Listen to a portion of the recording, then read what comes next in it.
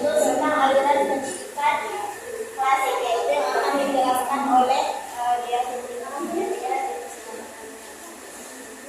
Nah, yang pertama kita harus tahu dulu nih apa itu aliran pendidikan. Nah, aliran pendidikan adalah kumpulan pemikiran dan teori yang mengarahkan ke arah bagaimana pendidikan harus diterapkan.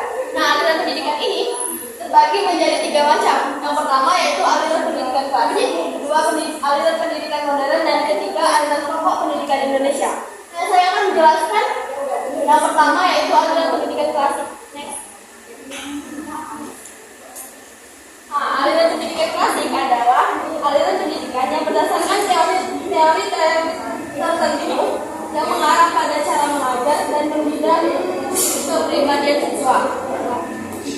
Nah, yang aliran pendidikan klasik terdiri dari 4 bagian. Yaitu yang pertama, aliran pendidikan nativisme.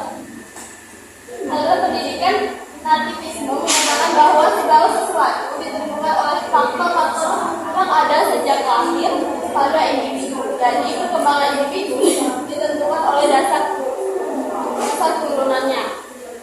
Nah, yang kedua yaitu aliran pendidikan empirisme. Aliran pendidikan empirisme ini adalah yang menyatakan bahwa manusia dilahirkan dalam keadaan kosong bagaikan kertas putih bersih yang masih kosong, sehingga pendidikan memiliki peran penting dan menentukan keberadaan anak. Next. Nah, yang ketiga yaitu aliran pendidikan naturalisme.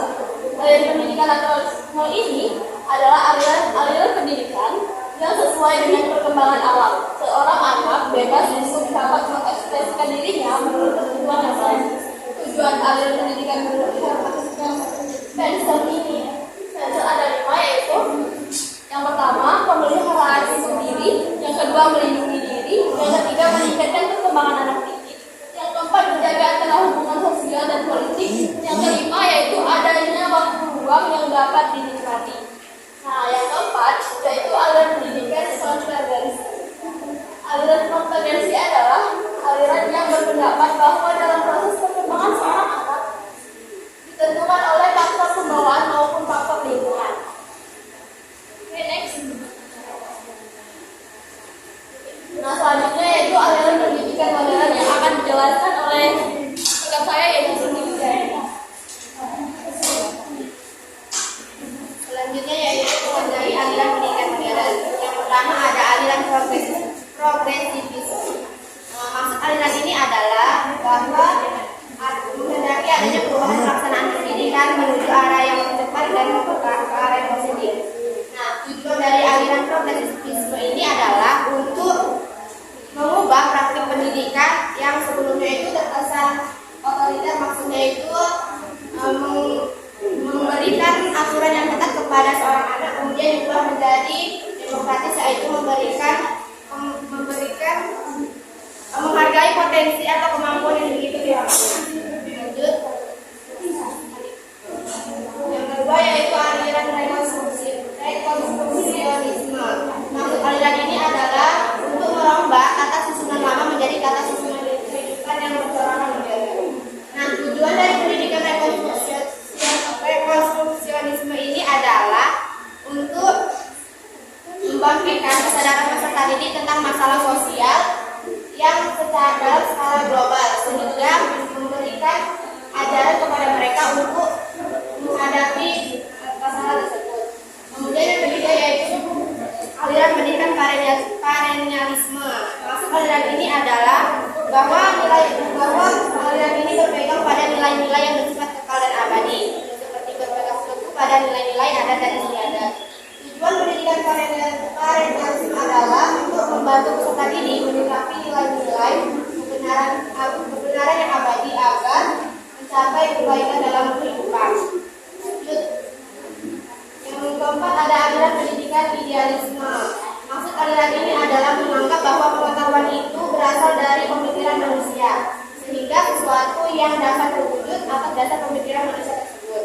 Tujuan pendidikan idealisme adalah untuk membentuk karakter dan mengembangkan bakat serta kebaikan sosial. Kemudian yang kelima ada aliran pendidikan esensialisme. Maksud aliran ini adalah menginginkan agar manusia itu kembali ke kebudayaan lama, sehingga kebudayaan lama itu membawa kebaikan pada manusia.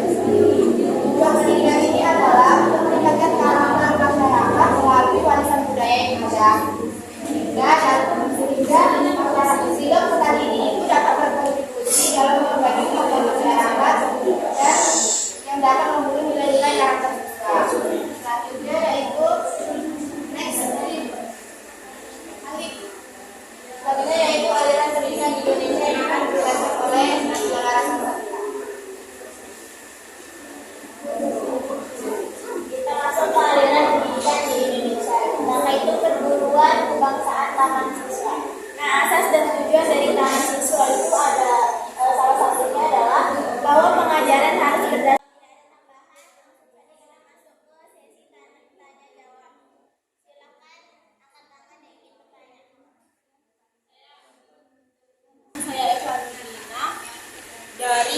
kelompok 12. Di sini saya ingin bertanya, kenapa pada aliran pendidikan modern terdapat aliran pendidikan esensialisme yang berarti mengajak manusia kembali ke kebudayaan lama, sedangkan dia termasuk ke dalam aliran pendidikan yang modern, yang dimana aliran modern ini kan merujuk pada zaman sekarang. Terima kasih. Saya Siti Fitriani akan menjawab pertanyaan yang diberikan oleh Ekman. Pertanyaannya yaitu, kenapa pada aliran modern itu terdapat aliran esensialisme yang merujuk kepada kembalinya ke kebudayaan lama, sedangkan modern itu merujuk pada zaman sekarang. Nah, kenapa aliran pendidikan dimasukkan ke dalam aliran modern? Karena aliran pendidikan esensialisme ini terbentuk pada tahun yang sudah dikatakan modern, sehingga aliran esensialisme ini termasuk dalam aliran pendidikan modern. Nah, yang mengajak manusia ke kebudayaan lama itu merupakan prinsip dari aliran esensialisme tersebut. Terima kasih. Saya Daya pertanyaannya, bagaimana aliran pendidikan klasik dan modern dapat membantu individu untuk beradaptasi dengan perubahan kepada dunia modern? Terima kasih. Baiklah, saya akan menjawab pertanyaan dari pertanyaannya adalah bagaimana aliran pendidikan klasik dan modern dapat membantu individu untuk beradaptasi dengan perubahan yang cepat dalam dunia modern. Nah, aliran pendidikan klasik itu pada pembelajaran dasar seperti matematika, sains, dan humaniora, memberikan dasar yang kuat untuk pemikiran kritis dan pemecahan masalah. Di sisi lain, pendidikan modern cenderung lebih berfokus pada keterampilan praktis dan teknologi.